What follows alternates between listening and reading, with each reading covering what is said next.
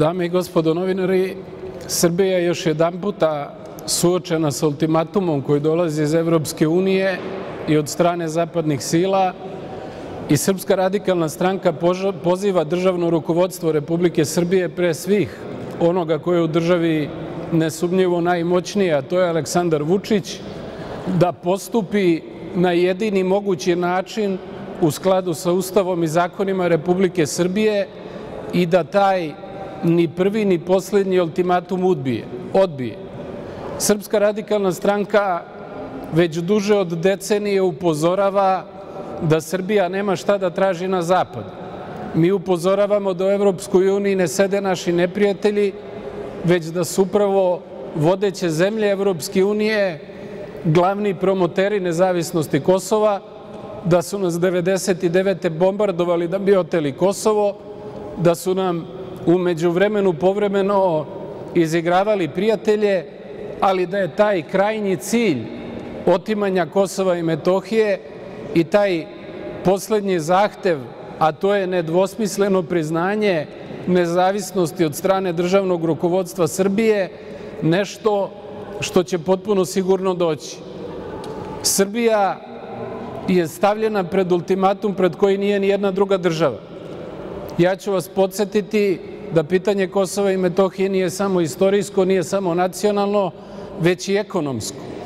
Ukoliko pristane pregovarački tim, državno rukovodstvo Srbije da se odrekne imovine Telekoma, to odricanje se neće odnositi samo na to, jer ovaj ultimatum svakako nije poslednji, već će se odnositi i na Trepču, i na Gazivode, i na hotele na Brezovici, na svu imovinu koju Republika Srbija tamo ima.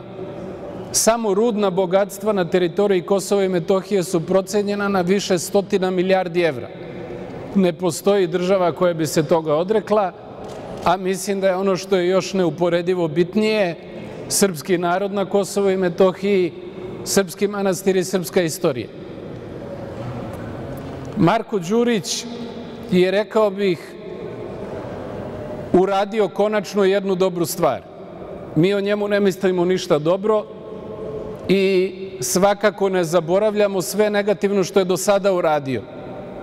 Ali je time što je otvoreno rekao da se radi o ultimatumu koji je nemoguće prihvatiti, da se radi o ogoljenom odricanju od nacionalnih interesa Republike Srbije, mislim, stavio je Aleksandra Vučića u izuzetno težak položaj.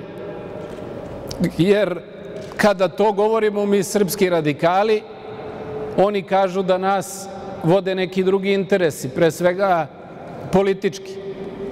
Ali kada to kaže čak i onaj koji je do sada mnogo uradio na štetu interesa Srbije i srpskog naroda, jer svi postignuti sporazumi su upravo takvi, a Marko Đurić je taj koji je govorio kako smo u Briselu pobedili sa 5:0, kada i on konačno pred činjenicama i pred istinom kapitulira i otvoreno kaže kakav je odnos Evropske unije prema Srbiji, otvoreno kaže da Srbija više tamo nema šta da traži, onda će biti teško i Aleksandru Vučiću, koji inače majstor medijskih manipulacija, da kaže evo sad i Marko Đurić ne zna šta priča.